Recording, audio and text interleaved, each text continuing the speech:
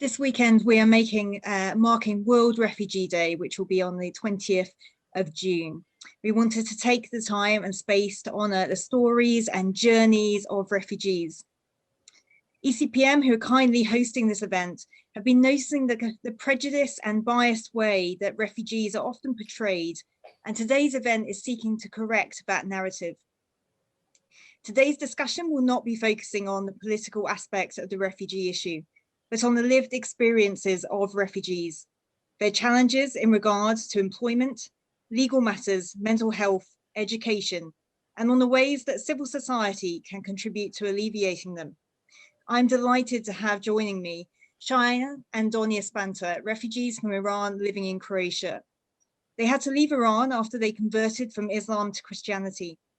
Cheyenne has a BA in visual art and Donia has a BA in business administration, and they are both working towards their MA in theology. They will share their story with us today and some of the challenges that they faced in the course of becoming refugees. I'm also joined by Claudia Bonamini. He's the Policy and Advocacy Officer at the Jesuit Refugee Service in Europe, where she has been working since June 2017. Previously, she worked for about 9 years at the Belgian NGO Flemish Refugee Action, holding mainly policy and advocacy positions and specialising on the issue of access to protection for refugees, the asylum procedure and EU asylum policy and legislation. I'm also joined by Timo Keskitalo, who's the Lutheran pastor in Finland. He worked as a missionary among Muslim immigrants in London for 7 years, as a teacher in Iraq, and is involved in planting a church among Afghans for the past 5 years. I'm Heather Staff, and I'm a member of Christians on the Left on the executive. I'm also a political advisor to UK parliamentarians on refugee, migration and asylum policy for the RAMP project. I'm delighted to be here with a brilliant team and a brilliant panel. I'm really excited to hear from them. But before we start, it's important to talk about the terms that we're going to be using, as it can get quite complicated. We're using the blanket term today, refugee. So when people in crisis arrive at European borders and ask for protection, they are usually called asylum seekers applying for that international protection. It's only after formal recognition and that they've been granted protection status that they are called refugees. I'm sure most of us are aware there are lots of problems with the reception process, and some of them most likely will be brought up by our speakers today. And on that note, I'd love to start by handing over to Cheyenne and Donia. Cheyenne, could you tell us a little bit about why you left Iran and how you came to Croatia? And what were the biggest challenges that you faced? Over to you, Cheyenne. Thank you, Heather, and thank you for having us in this great gathering. I'm honored to be here.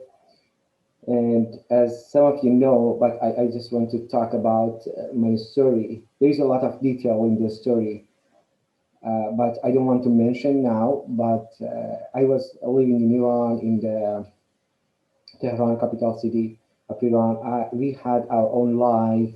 We were so happy. We built our life, me and Donia together. As Heather mentioned, I graduate art and Donia graduate in business administration. And we start to have our own life with my business. And I had my own studio in Iran. And at the same time, because I was one of the best students in the art university, university asked me to join them to provide some workshops, some festival, and to have some other activities, because I love photography and documentary photography is my passion. So at the same time we work, and we had our own spiritual life. We had our own underground church and our own home church with our friends. And through one long story, I arrested by the intelligence service.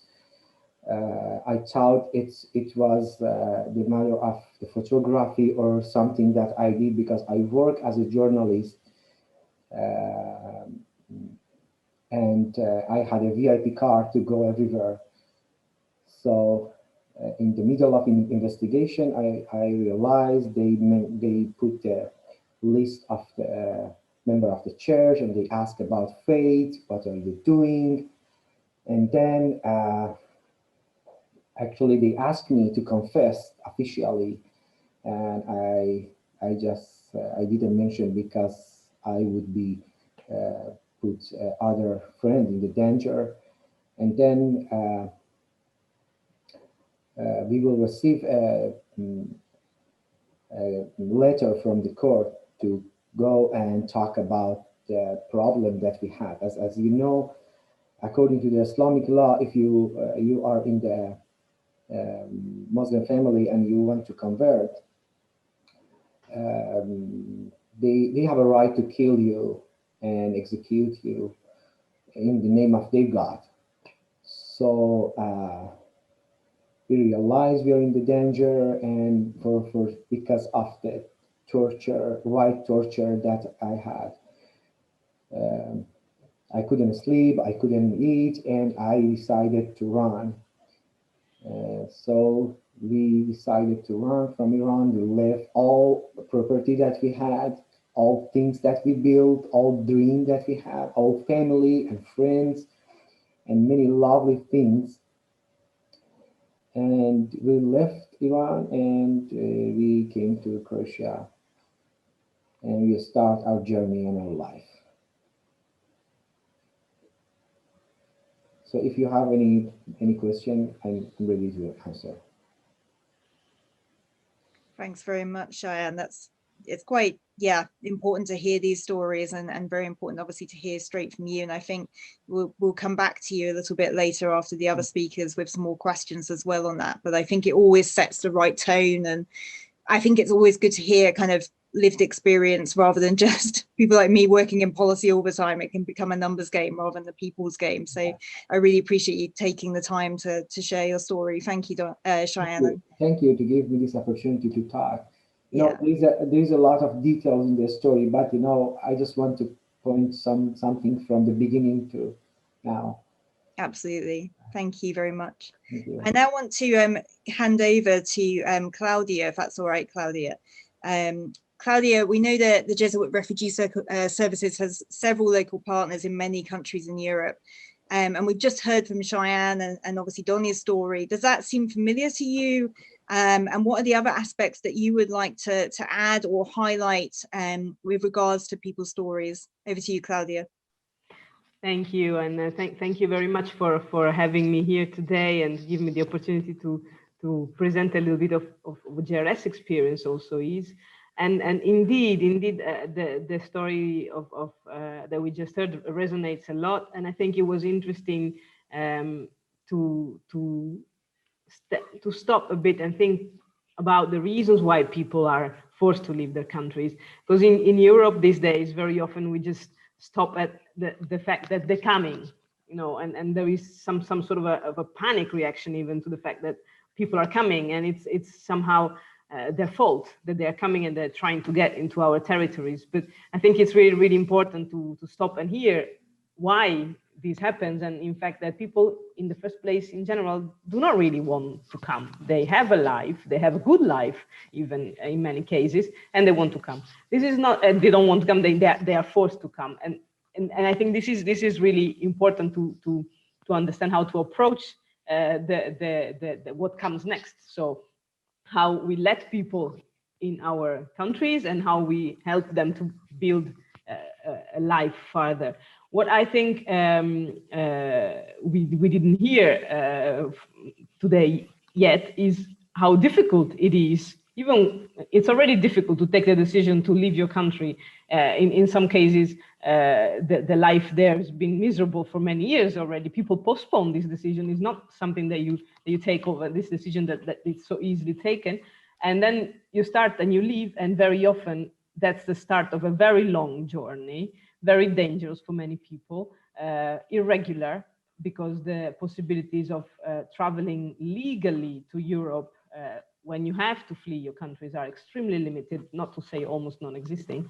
And so then that's the situation of people on the move for years, crossing deserts, crossing sea, many of them losing their lives. And then when they arrive, sometimes, very often, in fact, unfortunately, pushed back at our borders violently. They managed to get inside the territory, and yet they still don't always find the reception they should get, the conditions that would allow for them to live in a dignified way. And you mentioned, Heather, the difference between being asylum seeker and a refugee. Well, there is this long, very often long stage of being an asylum seeker, which is necessary in a way to understand what people needs also are, and if they are indeed in need of international protection, it's important to have this formal recognition. But during this time, it would be important also that the people have a dignified place to live and to wait for this decision for this very important decision to come. And this, unfortunately, it's often not the case in Europe today. So these are maybe just some quick remarks to start. Maybe also on a positive note, it's important also to say that we also, in our experience, you mentioned, yes, we have partners in many countries in Europe. JRS is present in about 20 countries, in Croatia as well.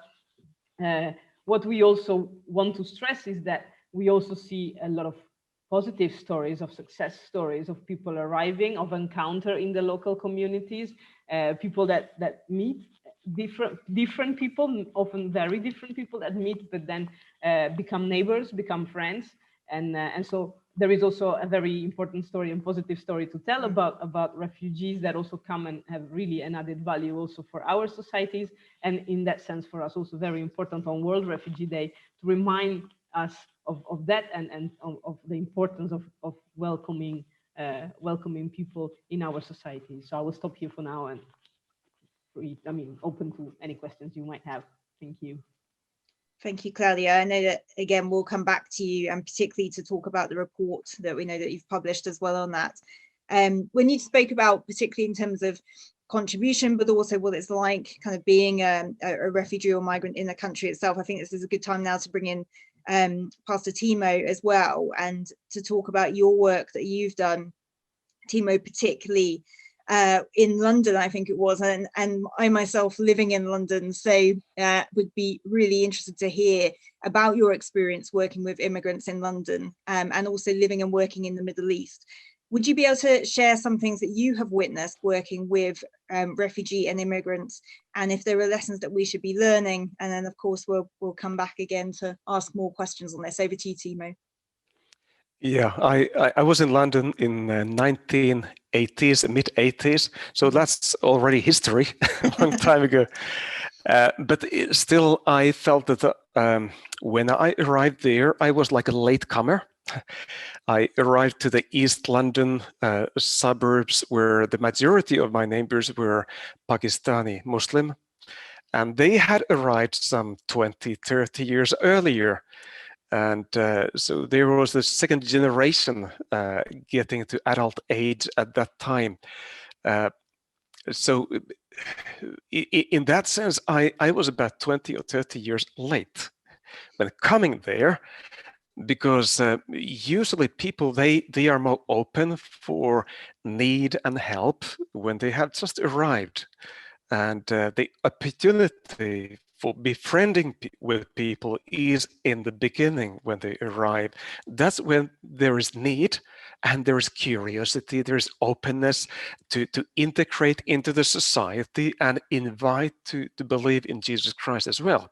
So I'm a missionary. So I'm looking both from the point of view of mission and bringing people to faith, but also thinking about the society as general. And in that sense, yes, it would be really important to be there, available for people when they have just arrived. When second generation, they get integrated well to the society through their friends and school, but then they realize that their parents are different. They themselves are like swimming in the culture and in the country, but the parents, they eat strange food according to the friends. The home smells different. The parents do not speak the language fluently, and sometimes second generation in their rebellion, they despise their parents, and they want to hurt their parents, and even to make their hurt bigger and harder, the second generation may turn to the society fully and even become a Christian. And so these are opportunities, but also very much challenges.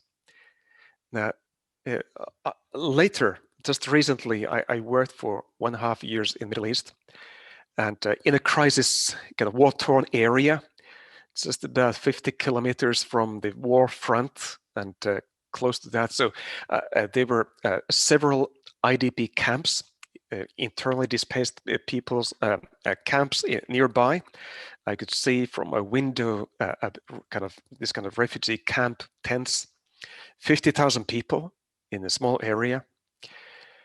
There again, the needs are different, and the possibility of helping people is very limited. The help is needed on a very basic level, like some heating in a tent in the winter, and drinking water is needed. There was shortage of water there. So that's a very different situation.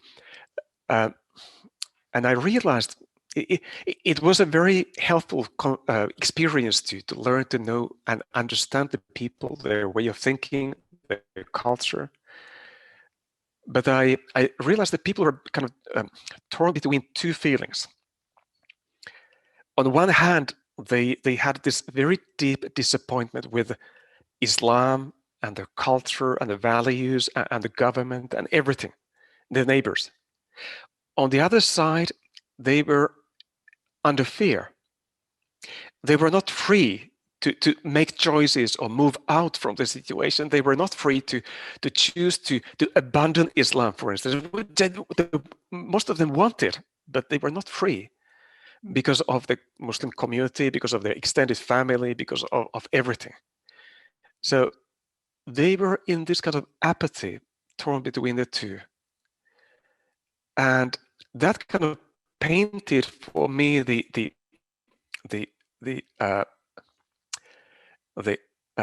atmosphere or the scenery of the soul of the people who then came to Europe in 2015. They came out from that apathy. Many of them had this kind of eternal yearning and desire to look for something better, to believe in God and to know God, but not in the old way. So yeah, that's what I learned. Thank you for that, Timo. That's incredibly helpful. And I think we're going to go back on to both Shai and Donnie in a bit to talk a bit more about that kind of integration and that welcome aspect. But I just wanted to quickly come back to you and just ask about the sort of current context, particularly in Finland. Are there any kind of sort of recent observations that you've made from being in Finland, or observations in terms of working with refugees, or how the kind of, I'll ask you a bit more about this a bit later as well, if that's okay, but on welcome particularly, and how that's perceived in Finland itself. I think generally in 2015, people were really receptive, and they saw that, okay, these people, they need help. And so schools were opened for quick accommodation, churches were opened, and the society opened up in the way. People were eager to help their new neighbors and teach the language and do everything possible. Then came, after maybe 1 year, came the kind of cultural clash. I think this happened in many countries in Europe. Kind of disappointment, and one or two persons who were misbehaving kind of labeled the whole group of these immigrants, and then there was hatred, and then basically a kind of attitude, get out from here. And now that has a bit calmed down, but still that is very much seen in the immigration policies, or kind of in the processes giving asylum to people. Every asylum seeker is like a suspect. It is assumed that they are lying and they are abusing the system. That is like the basic attitude, and that's deeply offending to a human being when it comes to that. And of course that hinders people from integration, this general attitude. Thank you. That's incredibly helpful. And I think we can all resonate with that, and also hearing some of their stories, and particularly now what we're perhaps seeing in the press and various policies around the world as well. So on those aspects of it, and the kind of difficulty challenging sometimes that narrative particularly that goes with it. Cheyenne, I want to come back to you actually. I think this kind of segues quite nicely into your experience. So I think I was trying to remember your own story and timeline about when you kind of fit into that, but I think just after what Timo was talking about, kind of coming into Croatia, what was that life like for you? What was your experience of coming into Croatia?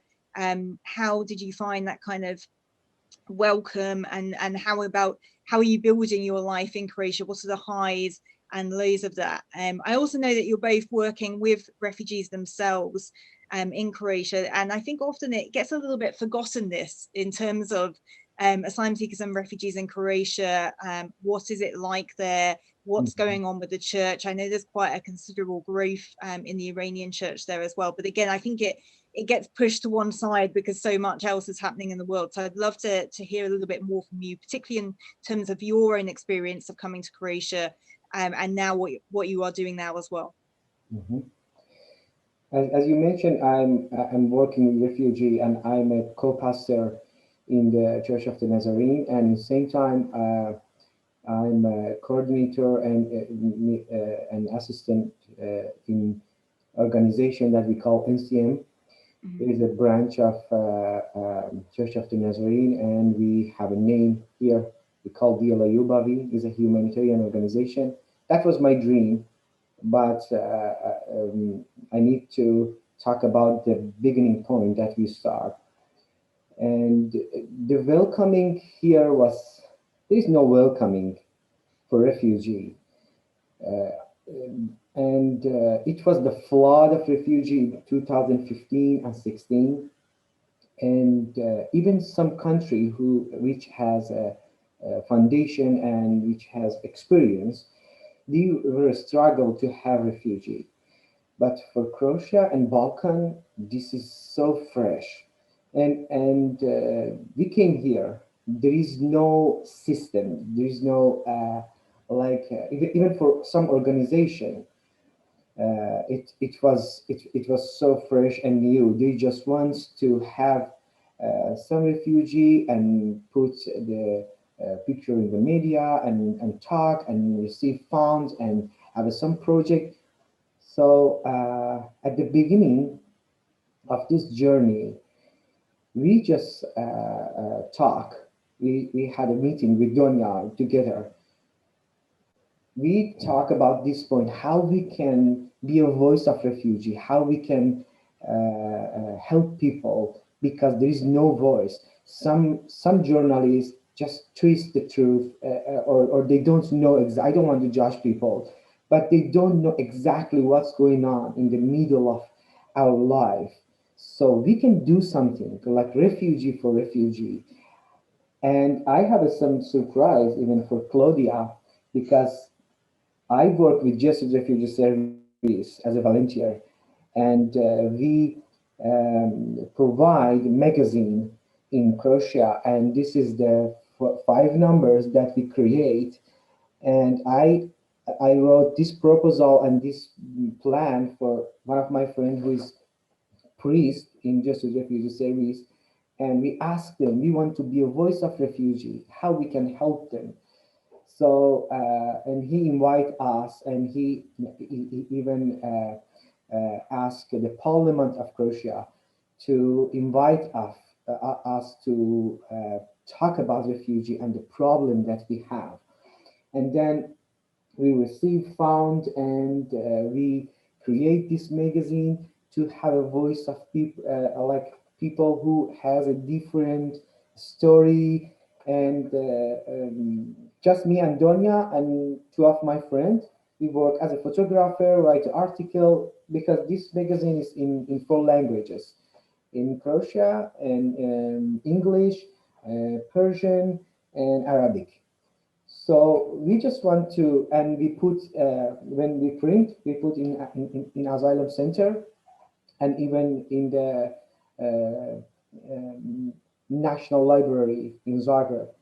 So that was great. You know, people come to the asylum center, and many people brought a lot of foods or something that refugee need, because we just arrived. We are not here to abuse the system. We are not here to like begging for money or something. You should you should listen to their story. Some of them, they are so capable, they are so nice, and we didn't put people in the category of Islam or Christianity, and we just talk about ourselves. That was great experience that I have with just with refugees service. And unfortunately, after 5 numbers, they said we don't have a fund and we don't want to have, and we stop. And then we just change our strategy, and we ask our church how we can help. We wrote proposal to the NCM and to organization that we work, and because it was the time of integration. We just want to not just work for people who are in the way, because as you know, Croatia is like a bridge between Turkey to the Western, like European country, and many people doesn't want to stay here, just want to pass this way and this bridge. So we talk and we wrote this proposal how we can integrate people who wants to stay or who wants to leave. And so fortunately, they come free. They are so interesting to have, and we still do that. We provide medicine for people, and provide psychologists, because as you know, we are working with broken people, and we walk with them in this journey, because some people who got asylum, who has job, but some medicine is not covered by the government or health insurance. We provide some medicine for some people. We have advocating ministry, like as Claudia mentioned about violence and at the border or something. We provide lawyer. We just fight. We stand with them if they want to fight for the right. We provide lawyer, because sometimes government doesn't pay for some cases, and we have a repair ministry for some people who has apartment or their own life. That's very interesting part of our ministry. I love that, because sometimes some family, they don't have enough money to paint their own apartment, enough money to change something that is broken.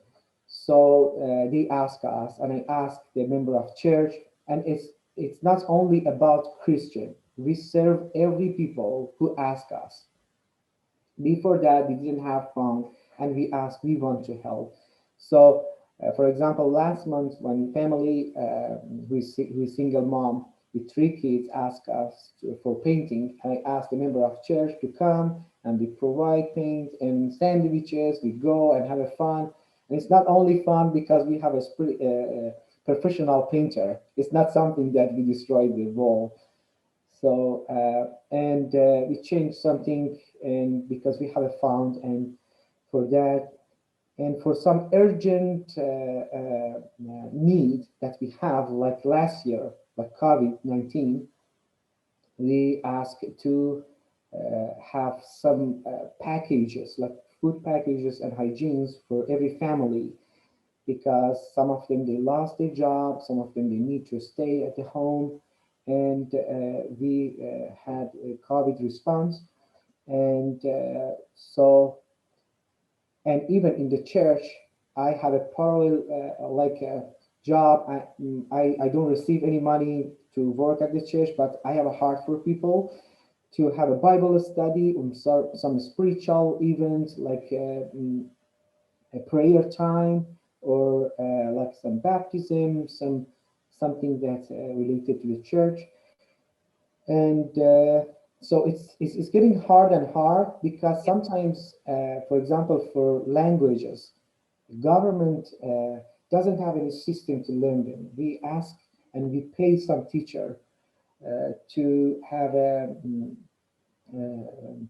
languages course in our church to improve their skill, to empower them to go to the society. We find, for example, we have a good connection in IKEA shop, and last month we provide like more than 10 opportunity for people who wants to work at IKEA. And even in McDonald's, in KFC, we just found a connection to empower. We don't want to just give them package.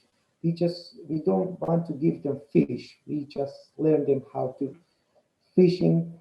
And but our life is getting harder and harder because of the corona and something the consequence of this problem.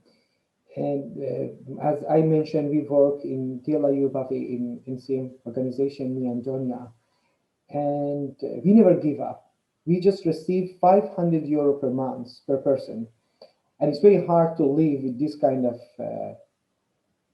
salary, but we never give up. I was writing a proposal and business plan. I decided to open my business, even not only my business. I decided to have a ministry and something for refugee, to open my business, not for just earning money for my life or my family.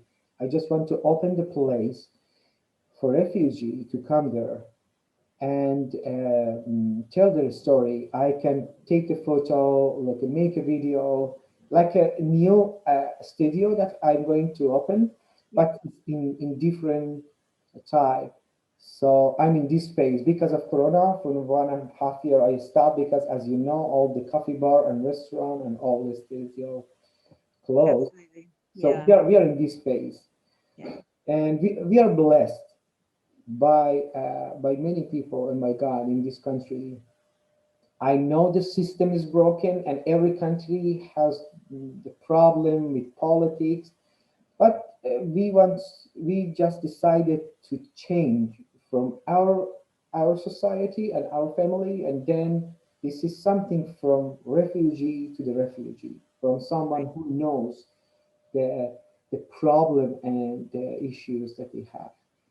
Brilliant. Thank you, Cheyenne. And I think it's so heartening as well to particularly hear that and the work you're doing. And I think the journey that you've had, and then being able to also give back, but also help with that process of integration from your own experiences on that. And I think you touched a hot potato that we all try and avoid with the pandemic and COVID-19. But I think, you know, we absolutely do have to talk about that and what that's meant, I think, for the last 2 years, in particular kind of services. And I know from a UK perspective, there's been a lot of pressure on public services here, but also questions around access and who can get vaccinated and who can't, and what that means in general for global migration, with borders being closed, of course, as well, and unsafe journeys that have been forced into that situation. So on that, I want to go to Claudia, because I know that you've published a report on COVID-19 and the impact on refugees. So I think that'll be really interesting to hear,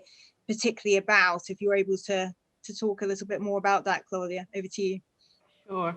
In fact, we actually published two, but one is maybe less on the topic. But we published one on the impact of COVID-19 on the reception of asylum seekers, and this is one I will touch upon today. But we also published another one on the impact of COVID-19 in detention, in administrative detention, which is another part of the journey of many, unfortunately, people arriving in Europe. But I will park it for now. Just to give you a bit of a framework of our research, we worked for this research on the impact of COVID-19 in reception for asylum seekers with 9 partners in 9 different countries of the European Union. So that's important to say. These are all countries that are actually bound by the legal provision on reception of the European Union. And these countries are Belgium, Germany, France, Italy, Ireland, Malta, Romania, Portugal, and Spain. It's focused on reception, so the formal reception systems that European Union member states are supposed to have in place to receive people during their asylum procedure. So when they apply for asylum, and then at least until when they are recognized as status or eventually rejected. maybe also before I got into the findings, it's important to set the scene a little bit of how was the situation before the pandemic, because that's important to understand how COVID impacted all of that.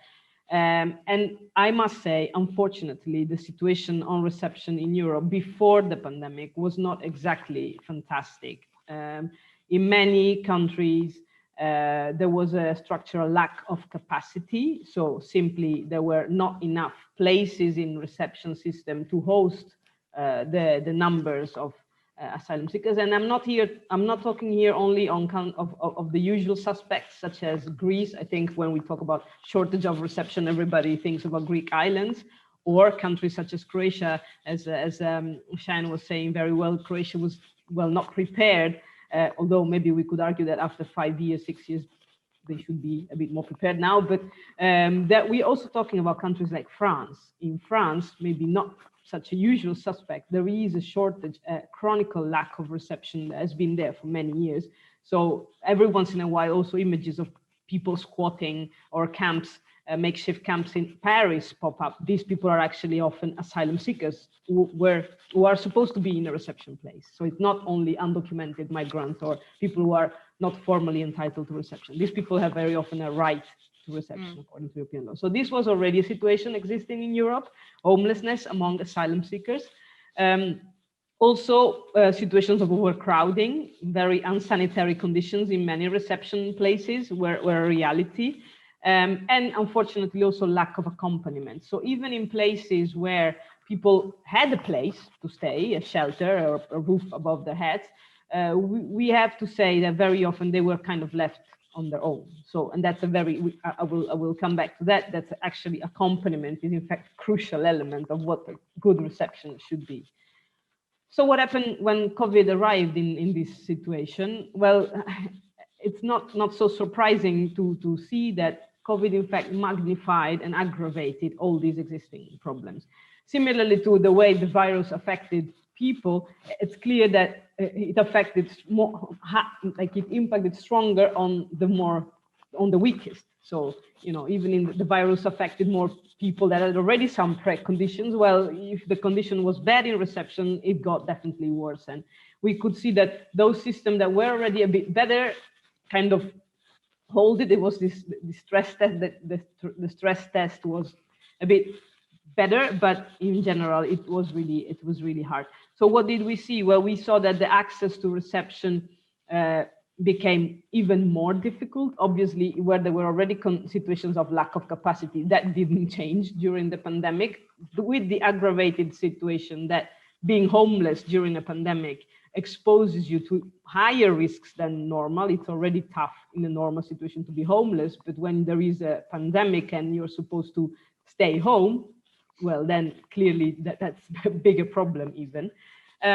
The situation was also that even where there were places enough, very often administrations suspended registering asylum application, at least for some weeks.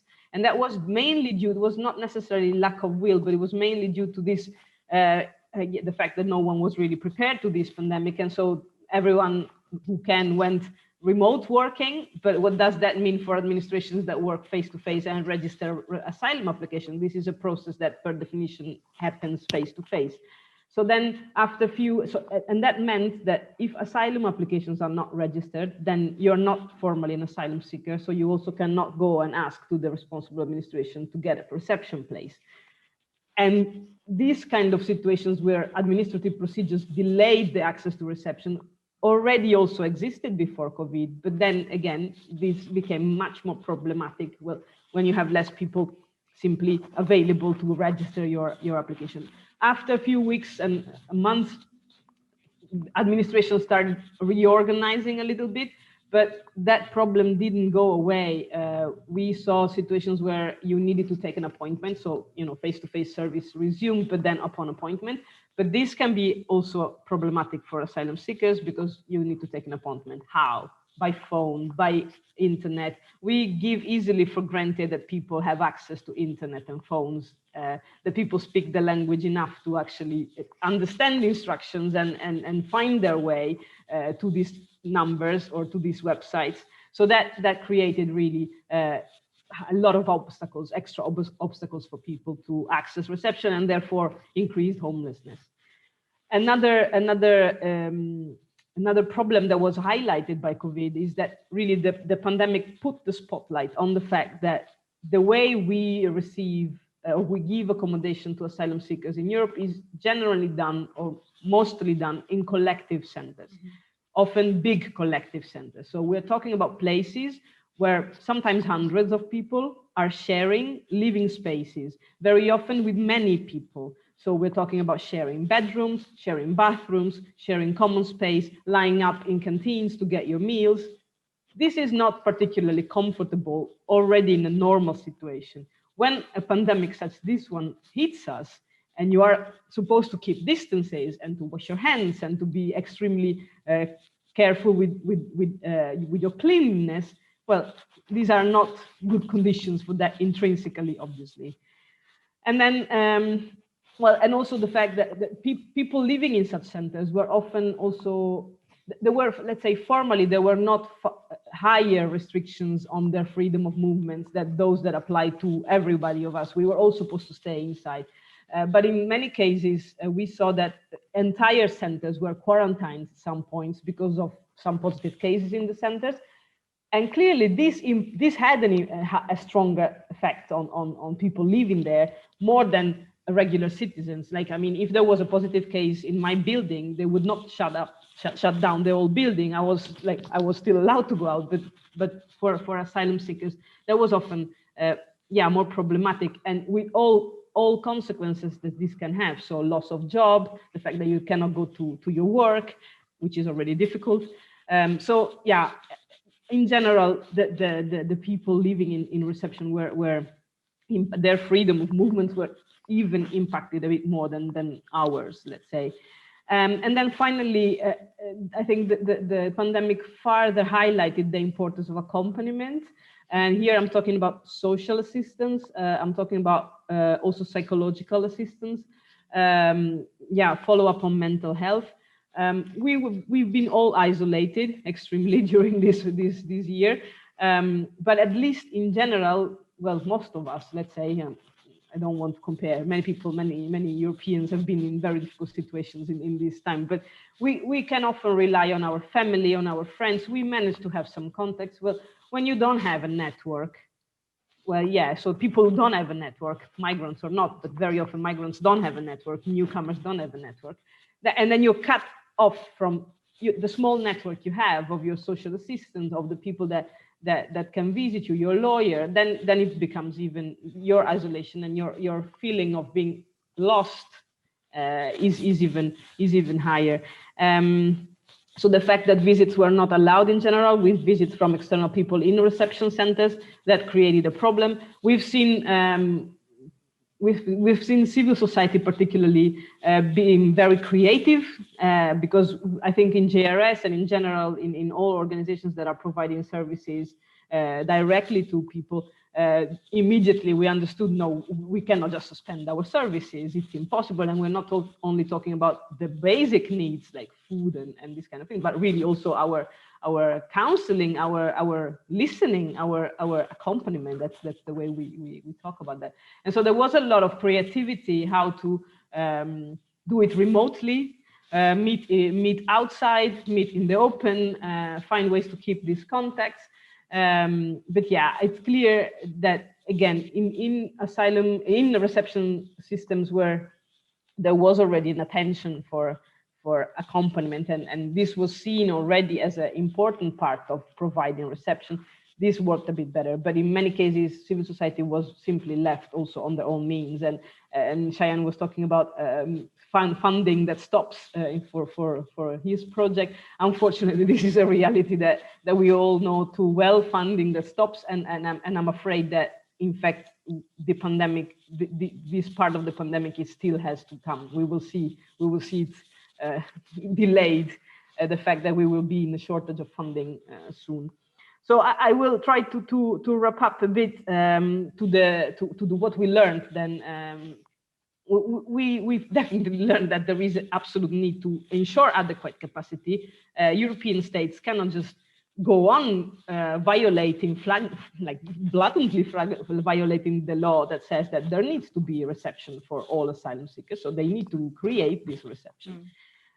We also need common standards. It's difficult to compare receptions.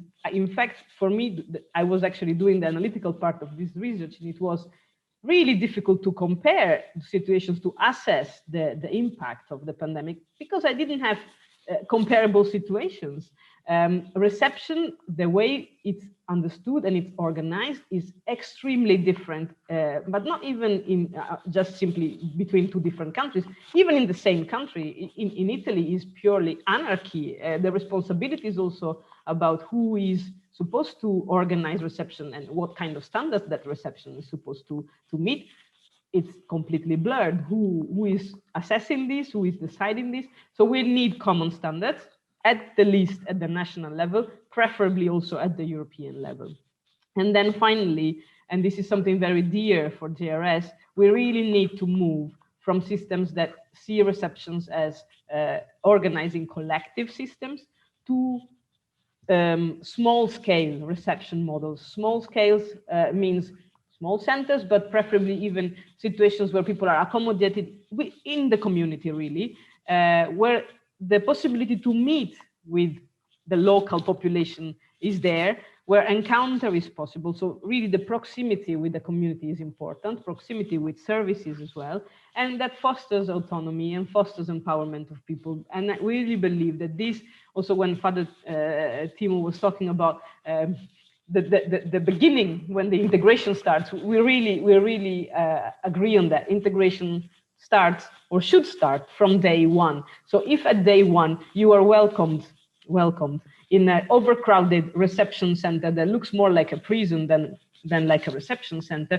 your integration is not really having a good start. But if you are welcomed in a good condition, a dignified place where you can get to meet your neighbors, when you also feel welcome and part of a community, well, then I think the results in the long term will be beneficial for the person concerned, but also for everyone else. And I will stop here, and if you have any questions, please let me know. Brilliant. Thank you, Claudia. And I think absolutely you've touched on so many very helpful things and also quite concerning ones, particularly around funding, next steps, the way that COVID, I think, has impacted all of our lives, but particularly the most vulnerable in society, ethnic minorities as well. I think we can go into that. I want to come to Pastor Timo very quickly. Apologies, I keep the answer fairly short, but I think you can probably are best qualified to talk to this, and that is where we've been hearing about gaps, particularly in integration or welcome, where we know there are problems perhaps politically or ideologically, or when it comes to policy. How can the church, and we're talking the wider church here, step into that gap at times? And it is unfortunate at times that the church has had to do that on multiple times to become that kind of band-aid, but also has a lot to give, I think, in terms of welcome and integration and services. So I'm just going to come to you and say, what would your advice be to people watching this who are thinking, what can we do as a church, or what should the church be doing in this situation? Well, first of all, I would like to say that right in the beginning, small deeds can be really big. For some who just arrived to Europe, just the fact that people were not hostile was a real impact on them. I've heard stories of how people were amazed at the actions of the Greek border police, not being hostile, not threatening them. And immediately some people told me that they decided, I want to know the religion of these people. That's quite amazing. Or a friend in Croatia, he was wet and cold, and there was somebody who offered him a place in a tent and gave him dry clothing and then gave him a book, which he did not understand the language. But he decided that this person must be a Christian. I want to know about Christianity. And so later on, he showed me the book and said, it's a New Testament. He said, oh, all right, good. It's good to know. But small things count a lot right in the beginning. But then when we come to later stages, it's important to give language classes. It's important to have help with like human face, not just officials, but somebody with human face. And like Cheyenne is saying, that somebody from the same background as well, somebody who has walked the walk before, the same journey. That is really important. Finding places of work, study, housing, and legal advice. This is something where the church has to take a stand. We have gathered the leaders of different denominations to make a voice, a united voice, to speak on behalf of the asylum seekers. And that when it is all the churches together, even the society has to listen a little bit. And that is important. We have made statements. We have approached the minister of government, the legal system, the high court judges. We have frequently gone to the immigration office to demanding a talk with them, gone to the members of parliament. And this is important for the church to seek for justice for our fellow human beings who are in need. That's a fantastic answer. I think you absolutely hit the nail on the head to seek that justice for those that are in need. I think that's incredibly important, and perhaps one of the best reasons for why the church should be involved and doing more in these areas. I'm aware of our time, so I feel like we could go on for hours on this particular subject area. But I think just to summarize from what I've been hearing from you, the importance of getting that welcome right, the importance of caring for one another, the importance of dignity and viewing humanity in the midst of a crisis, particularly the importance of coordinated actions between government, between civil society, and the importance of having a voice, speaking out at times as well, even more particularly, shall we say, in times of pandemics, when loneliness is here, when we feel perhaps isolated or in silos as well, and a voice speaking loudly when there is a moral and ethical and perhaps spiritual dimension to that as well. So I really want to thank you. I want to thank you for the report that was presented as well, for personal testimonies and for sharing your experiences as well. And perhaps I was thinking about how to best end this, and the best quote I could actually find was from Mother Teresa, and it basically said, at the end of our lives, we will not be judged by how many diplomas we have received, how much money we have made, or how many great things we have done. We will be judged by, I was hungry and you gave me to eat. I was naked and you clothed me, and I was homeless and you took me in. And I think perhaps that also best summarizes our discussion today, and particularly in this time. So I just want to thank you, Cheyenne, Claudia and Timo, for this discussion, and thank you very much for ECPM for hosting us today on World Refugee Day. Thank you. Thank you.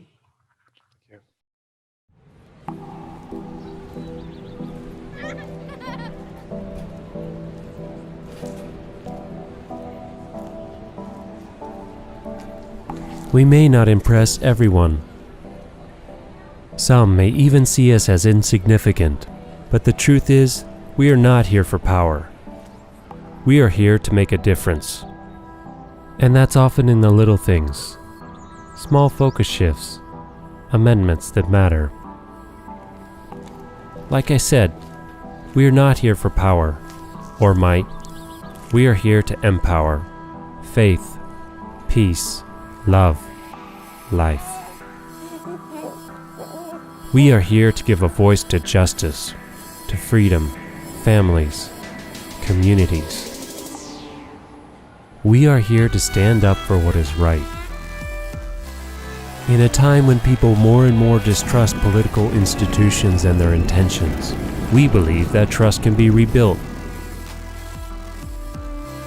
But not by a European Union that promises to be the solution for everything.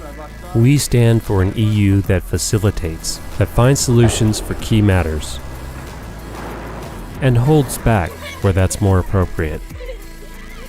A European Union that acknowledges that that union was once built on a firm foundation of Christian principles and of Christian values, where people from minorities have the fundamental freedom to be different from the majority, respected and protected. We believe in an economy that works for people and the planet, because we aim to build a future that is full of hope, where people are empowered by initiative and ownership, where human dignity is not seen as optional, but inviolable, where healthy families are recognized as the basis for thriving societies. As different as we are, we know one thing: that we will always find each other in the same God, in the same faith. We are not here for power. We are here to be the voice of what is right. We are ECPM, the European Christian Political Movement.